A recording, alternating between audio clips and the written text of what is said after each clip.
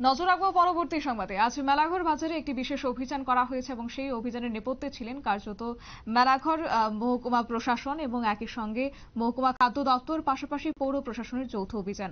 এই অভিযানে বাজেয়াপ্ত করা হয় বিশাল পরিমাণ মেয়াদ উত্তীর্ণ খাদ্য সামগ্রী সহ অন্যান্য সামগ্রী, প্রায় 30,000 টাকার জরিমানা, এবং একই সঙ্গে আদায় করা হয় প্রশাসনের যৌথ অভিযানে। এবং মূলত ভুক্তরা বা গ্রাহকরা যেন মহকুমার প্রতিটি বাজার থেকে সঠিক সামগ্রী সংগ্রহ করতে পারেন এবং সেগুলি যাতে ভেজাল মুক্ত থাকে সেদিকেই লক্ষ্য রেখে মহকুমার বিভিন্ন বাজারগুলিতে ক্রমাগত অভিযান চালাচ্ছে সোনামুড়া মহকুমা প্রশাসনের নেতৃত্বে সংশ্লিষ্ট দপ্তরের কর্মকর্তারা।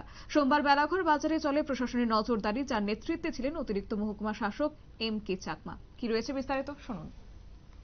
আমরা যাতে আমাদের মেলাঘর বাজার এলাকাগুলি আমরা একটু চেক করে রেড করি। এখানে আমাদের অনেকদিন ধরে আমরা জানি এবং আমি আগেও রেড করে এখানে দেখেছি এখানে অনেক ধরনের আপনাদের রাস্তার মধ্যে মেন রোডের মধ্যে জিনিসগুলো যারা ফেলে রাখে, মেন রোড থেকে যারা যেতে পারছে না, মানুষ দখল করে বসে আছে এবং প্রত্যেকটা দোকানে কম বেশি আমরা আজকে অনেকটা রেড করেছি। রেড করার পর আমরা দেখলাম যে এখানে অনেক ধরনের প্রায় আমরা 55 থেকে 60 কেজির মতো আমরা একদম ফ্রেশ আমাদের প্লাস্টিক উদ্ধার করতে পেরেছি। আর বেশ কয়েকটা দোকান আমরা এডিশনাল এসডিএম স্যার আমার সঙ্গে আছেন, স্যারসহ আমরা স্যারের ভিত্তিতে আজকে আমাদের টিমটা।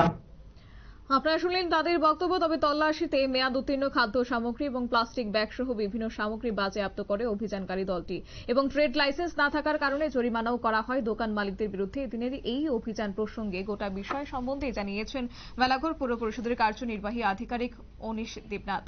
নিয়ে নিচ্ছে ছোট একটি বিজ্ঞাপন, বিরতির সঙ্গে থাকুন।